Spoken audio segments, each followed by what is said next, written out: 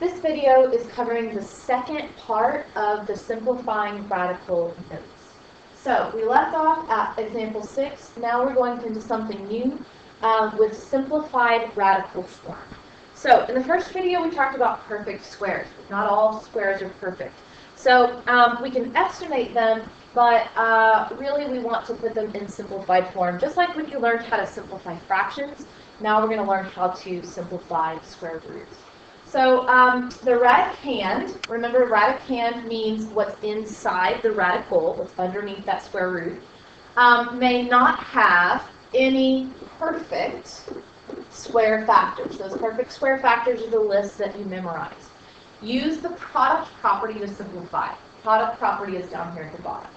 Also, the radicand may not be negative. Okay? So the product property states that if you know that you have two numbers inside the radicand that are multiplying, so a times b, then you can actually split that up and say that's equal to the square root of a times the square root of b. Okay, so that comes in handy because if one of your product or one of your factors is perfect, then you can undo that perfect square. So let's see how this works in example 7. Okay, so the square root of 18 is not a perfect square. It's not in my list. But 18, if you break it down into its factors, does have a perfect square inside it. So think of a perfect square. So look at my list that goes into 18. And hopefully you see 9. 18 is divisible by 9. So I'm going to rewrite 18 as a product of 9. And so that would be a product of 9 times 2. Okay? So hopefully you see that that's the same. So square root of 18 is the same as the square root of 9 times 2. Now, using that product property above, we can split this up and to say that's equal to the square root of 9 times the square root of 2, using this property here. Now, since you can split this up, square root of 9, we know is a perfect square. So then the square root of 9 is going to be 3, and then that's times the square root of 2. Square root of 2 is not perfect, and also square root of 2 does not have any other factors. So the square root of 2 cannot break down any further like 18 could. So the square root of 18 is equal to the square root of 3 times the square root of 2. Square root of 18 is equal to 3 times the square root of 2. So that would be the simplified radical. All right, so you have to know how to simplify radicals just like we simplify fractions or anything else. All right, so let's try another example. Let's try B. So looking at 12, 12 is not a perfect square. Again, we know it's not a perfect square because it's not in our list. So 12, we're looking for one of these perfect squares that goes into 12. So really, you're looking at numbers that are smaller than 12. So in this case, we're looking at 9, 4, and 1. Those are our only options for looking to see what goes into 12. Out of those, only 4 goes into 12. Okay, so what we're going to do is split 12 up into its factors with 4. So we have 4 times 3. Now I also know that the square root of 12 could be written as 6 times 2, but that doesn't help me because neither 6 nor 2 are perfect squares. So that's why I want to use 4, because 4 is a perfect square. So then we split this up into the square root of 4 times the square root of 3. And then the square root of 4 becomes 2. And then the square root of 3 stays square root of 3 because square root of 3 does not have any perfect squares in it. Okay? Now, C and D, they have a number in front. All that means is the number in front is being multiplied by whatever is inside that square root. So what I'm going to do is I'm going to simplify what's in the square root, then whatever answer I get will be multiplied by 3. So I'm going to leave the 3 alone for now. And I'm going to break up 20. 20 is not a perfect square, so think about what perfect square goes into 20. Hopefully you thought of 4. So 4 goes into 20, and that's 4 times 5.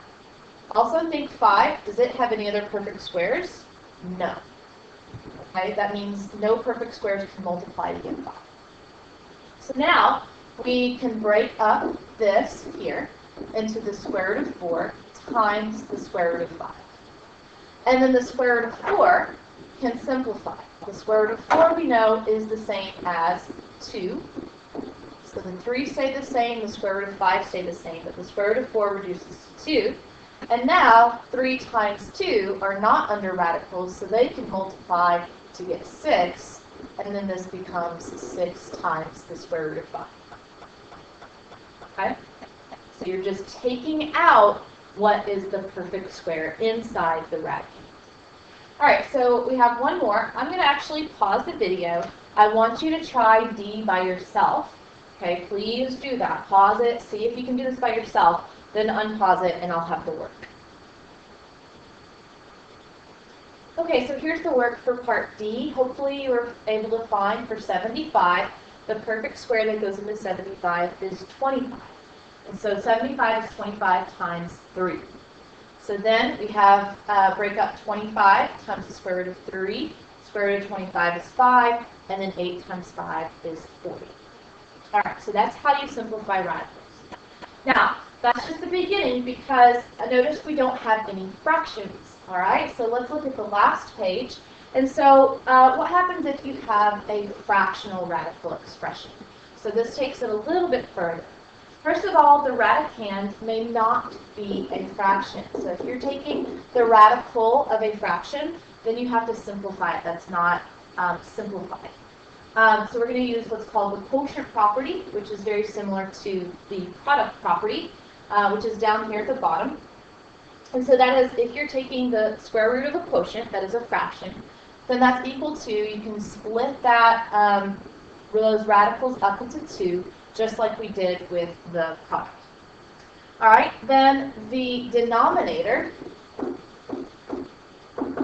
of a fraction must be an integer.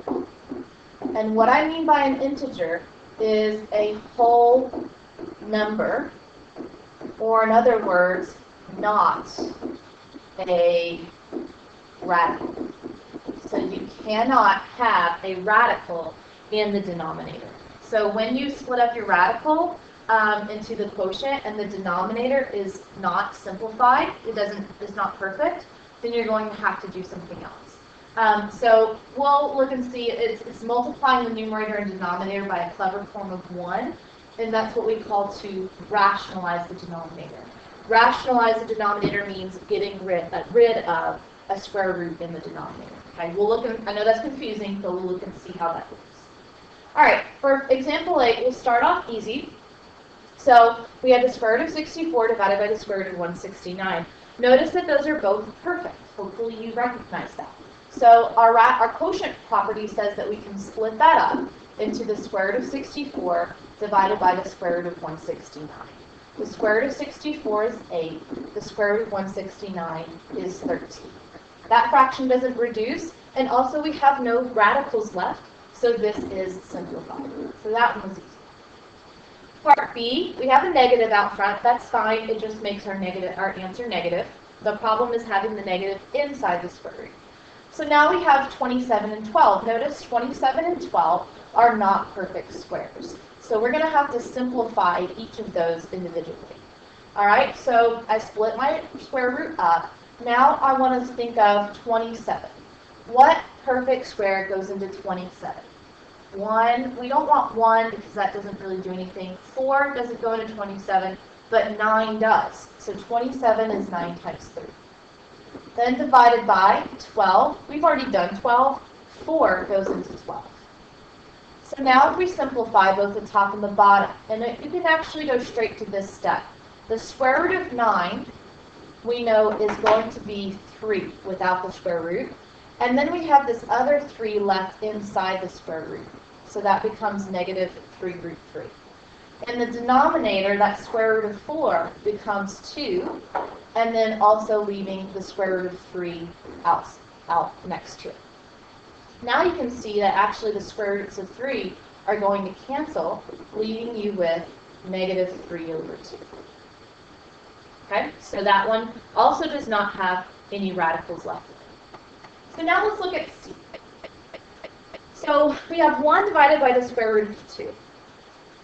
1 is already simplified. The square root of 2 actually does not simplify because there's no perfect squares inside of square root of 2. But this is not simplified because we have a square root in the denominator. So that's step 2. The denominator of a fraction must be an integer, not a radical. So what we're going to do is we're going to do the process called rationalizing. Okay, this is called rationalizing the denominator. So we want to multiply both the numerator and the denominator by a clever form of 1. So what I mean by 1 is the fraction of anything over itself. So what we're going to do is we want to get rid of this square root of 2. So if I multiply by square root of 2, then I'm going to get rid of that square root. So let me show you how this works. Alright, sometimes it just helps to see an example. So I'm going to multiply by 1. But my 1 is going to look like the square root of 2 over the square root of 2. Because multiplying by 1 doesn't change the value of my, my number. Okay? But I want to multiply by square root of 2 over square root of 2 because I want to get rid of the square root. So watch what happens. If I multiply the top, 1 times square root of 2 is just the square root of 2. If you multiply the bottom, you get the square root of 2 times the square root of 2. Which actually, what's going to happen when you do that, you'll get square root of 2 times square root of 2 is square root of 4, which is just going to end up with 2 with no square root. So what happens when you multiply a square root of a number times the square root of the same number, the square roots are going to cancel. Actually, you don't even need to do this step or this step. You should be able to go straight to this step from now on. Okay? So now, what I have boxed is a simplified radical. Okay? Because there's no square root in the denominator. Alright? So let's try another one. Let's try D. So 15 in the numerator does not have a square root, so that cannot be simplified. But the square root in the denominator, that's the problem. So you're going to multiply by whatever square root you see in the denominator. So I'm going to multiply by square root of 5 over square root of 5.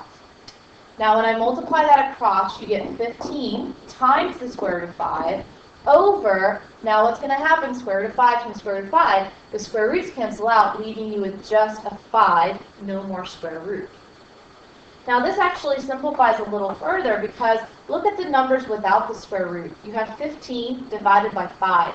15 divided by 5 is actually 3.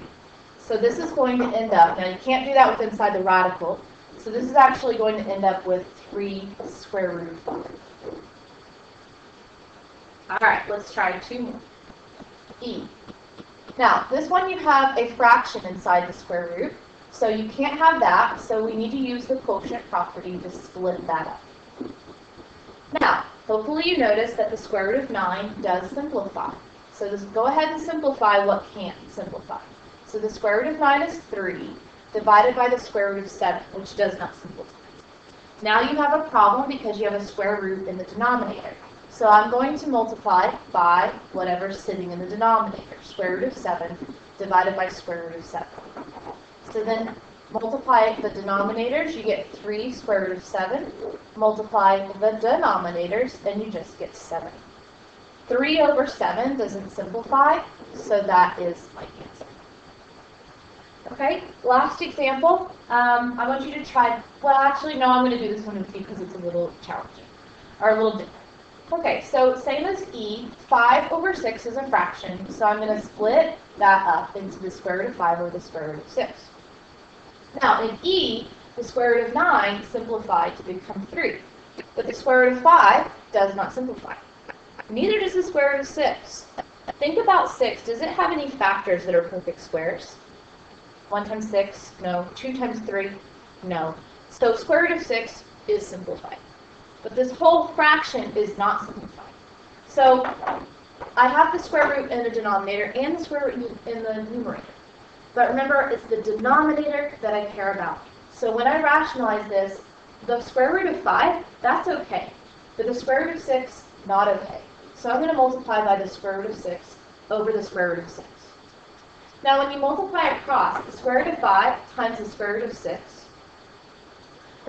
since those are both square roots, you can actually multiply those together. So this would end up being the square root of 30. Then, in the denominator, the square root of 6 times the square root of 6 just becomes 6. Okay? Now think about 30 for a second. Does 30 simplify? That is, does 30 have a perfect square? Well, the way you can figure out if that simplifies is think of the factors of 30. We have 1 and 30. Neither of those is a perfect square. 2 and 15, no perfect squares. 3 and 10, no perfect squares. Also, 5 and 6, no perfect squares. So since there are no perfect squares, 30, the square root of 30, is simplified. You cannot simplify it anymore. Okay, so always think about that when you're simplifying radicals.